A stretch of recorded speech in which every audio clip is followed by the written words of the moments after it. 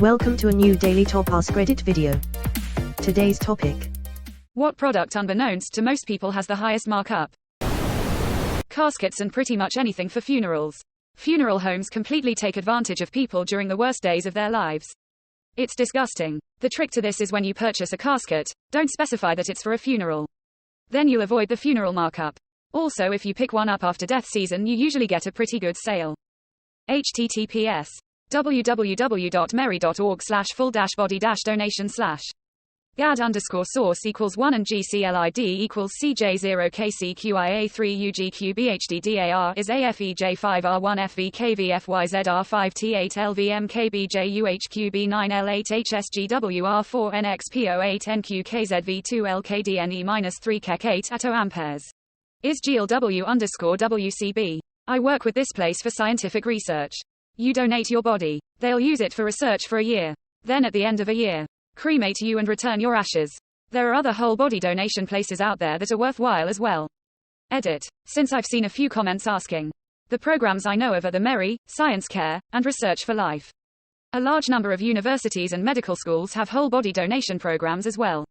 If you Google, whole body donation near me, it'll likely bring one up. Sounds better than this company. https www.cbsnews.com/amp/news/man-suing-body-donation-company-after-mothers-corpse-was-sold-to-military. For blast testing. Fountain soda. The entire reason fast food places want to sell you the meals is because they want to sell you a soda that costs 10 cents for $3. The margin on the rest of the food is more like 10 to 15%, while fountain sodas are like 90%. I remember my boss telling me the cup cost more than the syrup that went in the drink. I sell some toys where the cardboard packaging is more than the injection-molded plastic toys. Glasses. Luxottica owns most major eyewear stores. Costs them a few dollars to make and you pay hundreds for them. My cousin taught English in China after college in the early 2000s. Apparently they had machines in malls where you could look into a pair of holes, do a vision test, get a prescription, and have a pair of glasses automatically ground for you in like 2 minutes for about $5. And the only reason we don't have that in the US is regulations.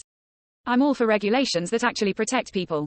And I'm sure there are some risks from people occasionally getting bad prescriptions from a mall machine, or not getting eye disorders diagnosed that only a real optometrist would pick up on. But I'm pretty confident those risks are way outweighed by the danger of people who need prescription glasses in the US not being able to get them because they're too expensive and inconvenient. So this seems like pure protectionism. I travel to China frequently for work. I just take the USA prescription for family and friends and they have them made in about an hour or less. Family and friends give me an idea of frames they like and they pop the prescription lenses in. I pay about $40 for the top grade lens material that is anti-fog and anti-scratch. I don't really object to paying $50 for an eye exam. I object to paying $300 for a pair of frames. There's no reason you shouldn't be able to take the prescription the optometrist gives you. Enter the numbers into the machine and get the same $5 glasses. Flavored seltzers at a brewery. The beer costs 10x as much to make, but they charge almost the same at the tap. I have a buddy who made seltzers at a brewery in the Bay Area. Some malt liquor, very little flavoring, and a ton of soda water. Couldn't make a cheaper adult beverage if you tried. I feel like every beverage maker showed their hand when all of a sudden everyone had a hard seltzer. Like, did anyone expect Topo Chico, Simply, or Sunny D to have one? Back in the early 2000s I was managing a restaurant. Garlic bread was selling for $3.95 and cost $0.07 to make. Not all food items are equal when it comes to margins. Now it's $10. Yeah, but now it costs 8 cents. Back in the day, text messaging. That's why I left T-Mobile in 2005. They were charging me for incoming texts but offered no way for me to block them. So basically, someone else had control of my bill. I remember being young, spending the $20 I worked so hard for so I could get minutes. Only for a friend with unlimited minutes to spam me with a few texts and take it all away.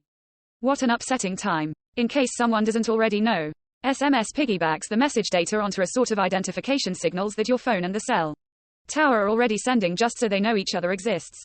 The protocol was built with some extra data as part of the package to future-proof just in case more data was needed, but it never was. Instead, they just attach a short text message and address data.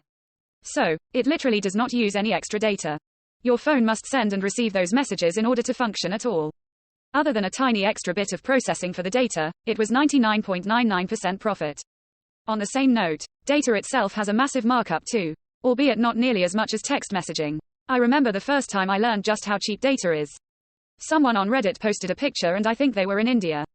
In the background were some bags of chips that would cost like 25 cents printed on the bag of chips. Was a note about a freebie you get with each bag. The freebie was 2 gigs of data. Yes, buy a 25 cents bag of chips and get 2 GB of data for free. For reference, this was a few years ago.